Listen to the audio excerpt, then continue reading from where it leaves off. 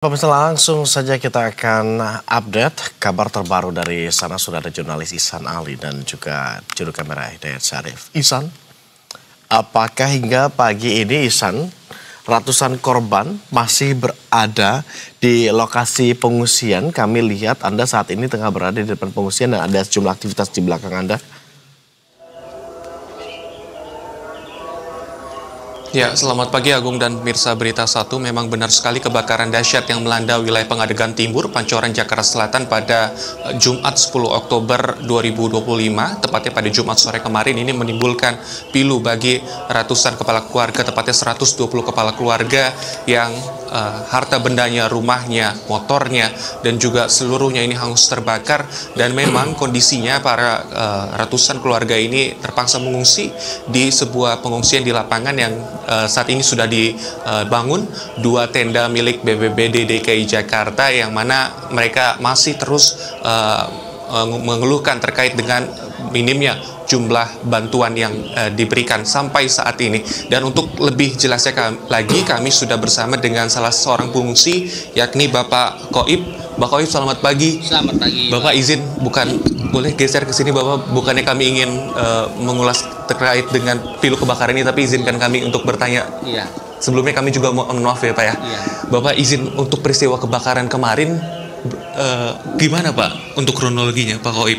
Kebetulan saya itu lagi masih jualan dan saya dikabarin sama keluarga saya karena di tempat saya tinggal itu kebakaran begitu cepat dan tidak bisa yang diselamatkan semua karena api begitu besar, angin kencang saat itu, jadi ya nggak bisa diselamatkan semua.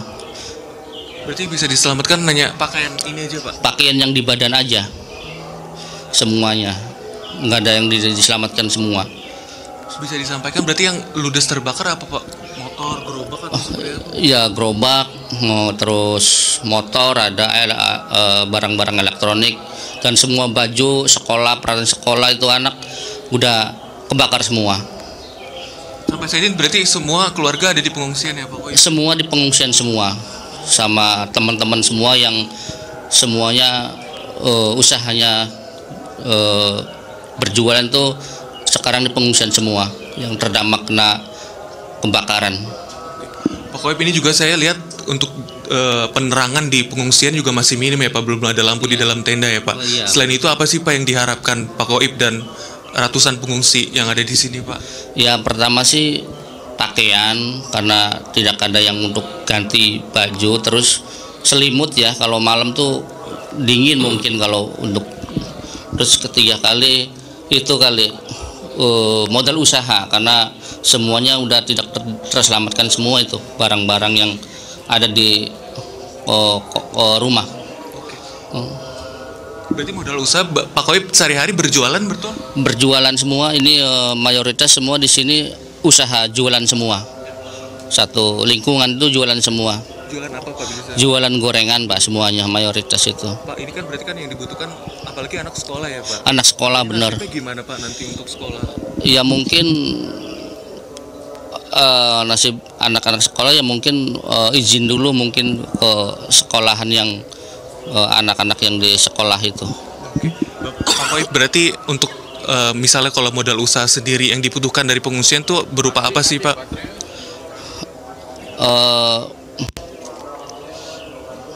Yang dibutuhkan Atau gerobak atau seperti apa Pak? uang, mungkin uang tunai ya. Kalau gerobak kan mungkin kalau ada duit, uang usaha mungkin bisa bikin di tempat yang bikin gerobaknya. Pak Koib, ini kan berarti musibah yang pertama kalinya ya Pak ya? Iya betul Pak. Selama Bapak tinggal kurang lebih berapa tahun Pak di sini? Selama saya itu di sini tinggal udah 25 tahun, dari tahun 2000 Pak sampai sekarang. Oke Pak Koib. Pak Koib, sekali lagi kami dari Berita 1 TV berduka, semoga Bapak dan ratusan pengungsi di sini bisa dikuatkan, bisa kembali bangkit lagi Pak. Apalagi ini lu udah terbakar semua dan ada bantuan segera dari pemerintah. Pokoknya makasih banyak ya Pak. Tetap semangat Pak Koib. Iya saya.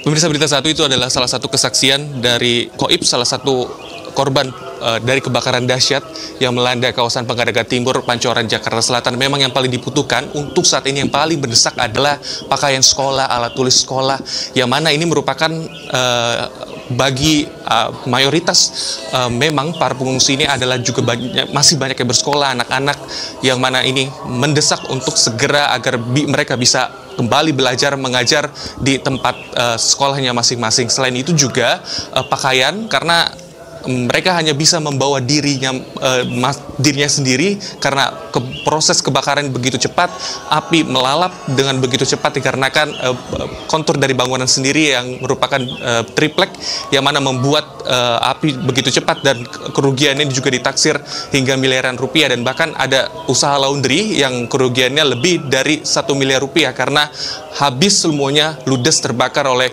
si jago merah. Dan sampai saat ini pihak kepolisian maupun Dinas Penanggulangan Kebakaran dan Penyelamatan dari Provinsi DKI Jakarta masih menyelidiki terkait dengan penyebab kebakaran. Namun diduga penyebab kebakaran ini merupakan dari korsleting listrik yang terjadi di salah satu rumah warga yang tidak ditinggali. Jadi memang bantuan yang diharapkan dan mendesak masih terus dinantikan bagi kepada 120 kepala keluarga di pengungsian ini. Sementara itu, Agung, ada begitu banyak yang terdampak, 120 kepala keluarga, begitu Ali, dan tadi kami juga mendengarkan bantuan belum terdistribusi secara merata, secara baik ke sana. Kita tentu harapkan bahwa distribusi bantuan dan logistik bisa cepat sampai. Apalagi tadi poin-poinnya sudah Ihsan sampaikan ya, apa saja logistik yang dibutuhkan oleh warga di sana. Terima kasih Ihsan atas laporan Anda, selamat kembali bertugas.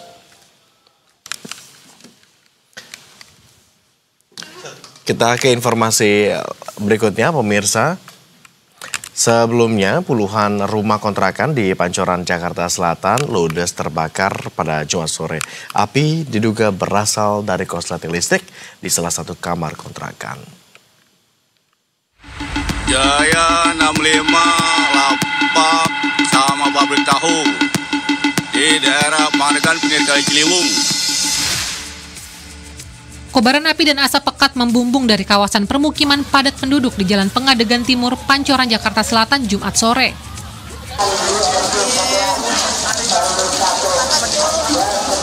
Wika! Dalam waktu cepat, api merambat dan menghanguskan 65 kontrakan semi permanen dan sebuah lapak barang bekas. Pemilik kontrakan Dalih Permana menduga kebakaran berawal dari korsleting listrik di salah satu kamar.